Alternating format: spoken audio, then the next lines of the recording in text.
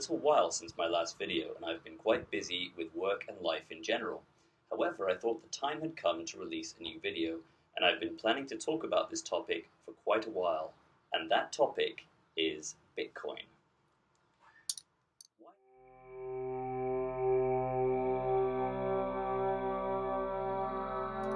Why have I chosen this topic?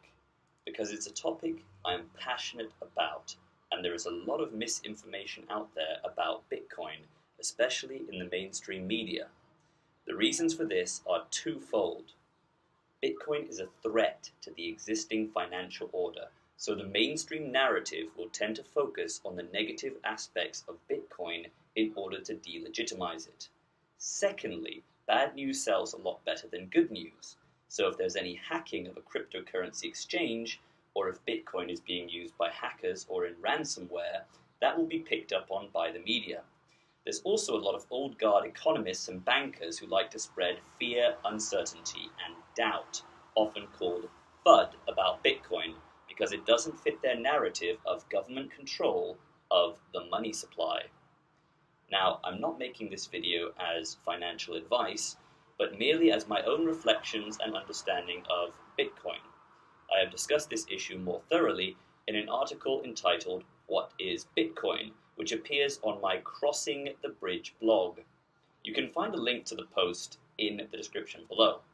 In that article, I discuss what money really is, the history of money, and the meaning of intrinsic value.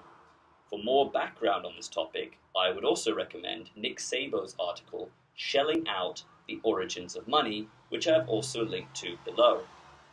So, what is Bitcoin?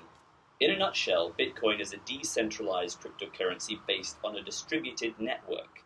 That's quite a mouthful, isn't it? So let's break it down.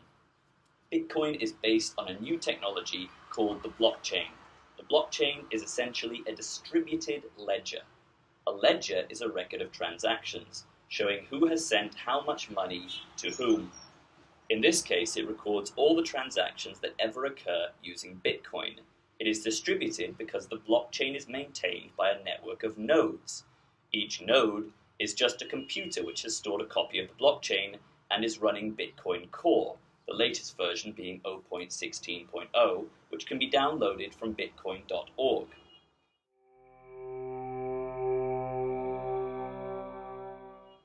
So, what does this mean?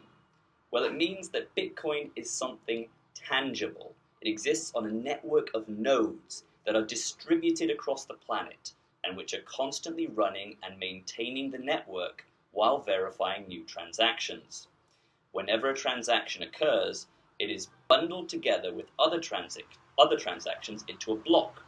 No names are included in the transactions, so there is some anonymity to them, although people can, in theory, trace a Bitcoin address back to the exchange where you bought your Bitcoins.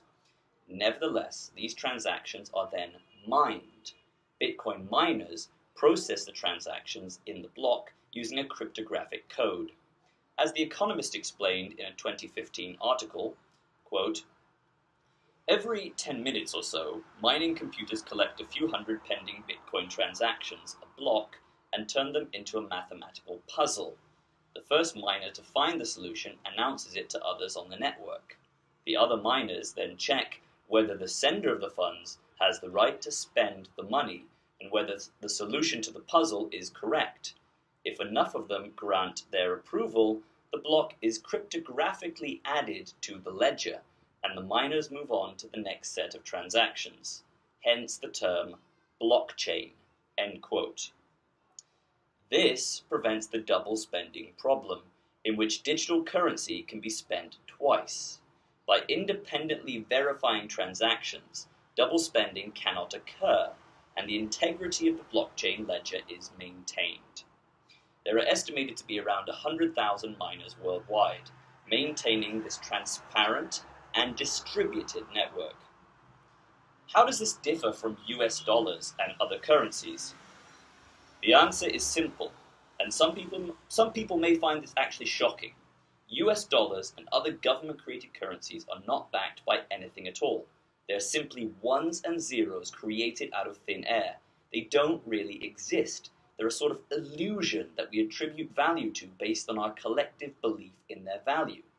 As I point out in my article, What is Bitcoin? These currencies have no intrinsic value, which is why they're called fiat currencies. They're created by fiat, which means they're created by decree. They're not backed by or attached to any physical asset.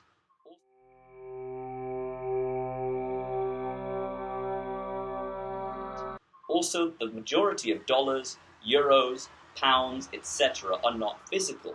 They exist only as digital money, a sort of magic internet money that is circulated between banks and individuals.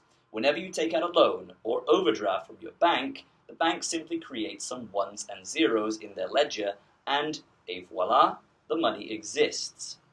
What this really is, however, is not money but debt, and the debt is no more real than the ones and zeros you write in a notebook if someone borrows money from you or owes you a favor. Bitcoin, in contrast, has real substance. It is real, and it's an immutable network that is distributed across the planet. Because it is not located in any one place, it is censorship resistant. Because it consists of thousands of nodes, all recording an ever-growing blockchain, and because it takes real energy and time to generate new bitcoins, which are released after every block is computed, Bitcoin has intrinsic value. The blockchain has value in and of itself, so Bitcoin has real world value. Furthermore, because it has entered the social consciousness and now has perceived value, rather like gold, Bitcoin's value is as real and substantive as the value of any other real-world asset, such as gold, silver, or crude oil. But the best and most satisfying part of the story is this. Bitcoin is a limited asset. There will only ever be 21 million Bitcoins. Thus, like gold, there is scarcity, and the economic principle of supply and demand determines that what is limited in supply and much in demand will have an increasingly high value. As Bitcoin continues to be adopted over time, its price will inevitably go up over time, increasing the value of Bitcoin and the network. And as the network continues to grow and its adoption increases, the value will continue to increase. Thus, if Bitcoin is still around, let's say 5 or 10 years from now, which I believe it will be, then it will be much, much more valuable than it is today. And the path to $1 million is not a matter of if, but of when. Again, I'm not saying this as financial advice, but just to burst the bubble of the myth of government currencies having real value. Due to inflation, the value of fiat currencies will always go down, but the value of Bitcoin will tend to go up. Are there risks with Bitcoin? Yes, of course. There is huge speculation and some market manipulation. Can it be hacked? No. Can your private key be hacked? Yes. Your private key represents your ownership of Bitcoin. If you hold your private key on an exchange, it can and might be hacked at some point. But Bitcoin itself, being this distributed ledger spread across the planet, cannot be destroyed, hacked, or lost. Only your private key can be lost or stolen. Bitcoin lets you be your own bank, and as such, you are responsible for the security of your Bitcoins. Can you afford Bitcoin? Yes. Bitcoin may be over $10,000 or under $10,000, but each Bitcoin is divided into 100 million parts called Satoshis. If you want to buy Bitcoins directly, you can do so on Coinbase, CEX.io, Kraken, Binance, and other exchanges. I provided some links below to help you. Some of these are affiliate links. Now, in conclusion, Bitcoin is a revolutionary, censorship-resistant, immutable, scarce, and highly valuable cryptocurrency that has intrinsic value, has consistently gone up in value over time, and allows you to have full financial control over your own money. It is real, sound money that has actual value and substance, whereas fiat currencies such as dollars, euros, and pounds have no real value and consistently go down in value over time due to inflation. The government manipulates its own currencies while reducing your purchasing power.